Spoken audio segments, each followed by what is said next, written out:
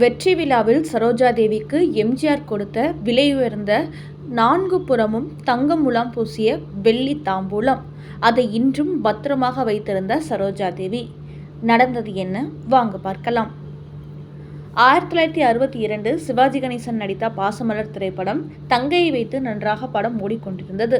அடுத்து சிவாஜி கணேசன் சாவித்ரி நடித்த படம் படித்தால் மட்டும் போதுமா தமிழ் புத்தாண்டு அன்று வெளியாகி சென்னை மவுண்ட் ரோட் மிட்நைட் தியேட்டரில் ரிலீஸ் ஆனது. படித்தால் மட்டும் போதுமா நன்றாக ஓடிக்கொண்டிருந்தது. இதற்கு போட்டியாக சிவாஜி படம் 14ஆம் தேதி வெளியானது. அதற்கு முன்னதாகவே 13ஆம் தேதி எம்ஜிஆர் படம் வெளியானது. அந்த படம் எம்ஜிஆர் நடித்த தேவர் பிலிம்ஸ் தயாரித்த தாயை காத்த தனையன். இந்த படம் மவுண்ட் ரோட் பிளாசா தியேட்டரில் வெளியானது. இரண்டும் போட்டி போட்டுக்கொண்டு ஓடிக்கொண்டிருந்தது. இரண்டு படங்களும் 100வது நாளை நோக்கி ஓடிக்கொண்டிருந்தது. தாயை காத்த தனையன் படத்தில் புலி பிரதரான பாத்திரத்தில் நடித்திருந்தது. தாயை காத்த தனையன் படம் வெளியான தியேட்டரில் ஒரு புலி கட்டவுட் வைத்து பரபரப்பாக்கி இருந்தார்கள் தேவர் பிலிம்ஸ். படத்தின் கதை இதுதான். சேகர் வேடத்தில் எம்ஜிஆர் ஒரு வசதியான குடும்பத்தை சேர்ந்தவர். மரகதம் வேடத்தில் சரோஜா தேவி ஒரு ஏழை குடும்பத்தை சேர்ந்தவர். மரகதத்தின் சகோதரர் கந்தன் வேடத்தில் எம்.ஆர். ராதா ஒரு தேநீர் கடை உரிமையாளர். கடந்த காலத்தில் நடந்த சில விரும்பத்தகாத சம்பவங்களால் பணக்காரர்களை வெறுக்கிறார். உள்ளூர் ரவுடி முத்தையா மரகதத்தை நேசிக்கிறார். அவளை திருமணம் செய்து கொள்ள விரும்புகிறார். முத்தையாவை போல மரகதமோ கந்தனோ இல்லை. சேகர் ஒருமுறை மரகதத்தை முத்தையாவிடமிருந்து காப்பாற்றுகிறார்.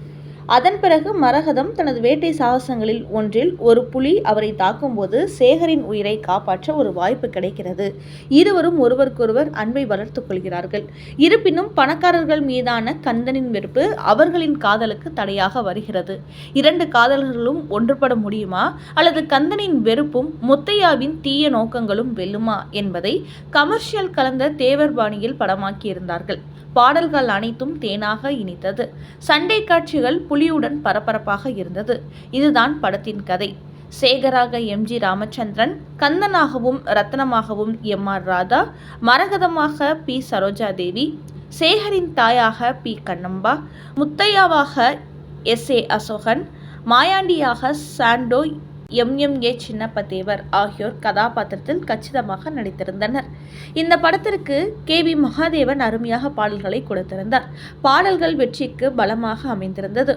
ஓபனிங் பாடலாக காட்டு ராணி கோட்டையிலே என்ற பாடலை பி. சுசீலா பாட பாடல் ஹிட். ரசிகர்கள் சரோஜாதேவியின் அழகுக்காகவே படத்தை ரசித்து பார்த்தார்கள்.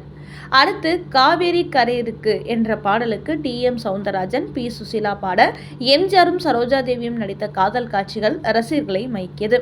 அடுத்து காலில் அடிபட்டு எம்ஜிஆர் பாடும் பாடலான கட்டி தங்கம் வேட்டி என்ற பாடல் டி.எம். சௌந்தரராஜன் பாட எம்ஜிஆர் அவர்களின் அருமையான நடிப்பால் இந்த பாடல் சமஹிட்டானது. அடுத்து மூடி திரண்ட இமை இரண்டும் என்ற பாடலுக்கு டி.எம். சௌந்தரராஜன், பி. சுசீலா பாட சரோஜாதேவி எம்ஜிஆர் இருவரும் அருமையாக நடித்த பாடல் மிகப்பெரிய வெற்றி அடைந்தது.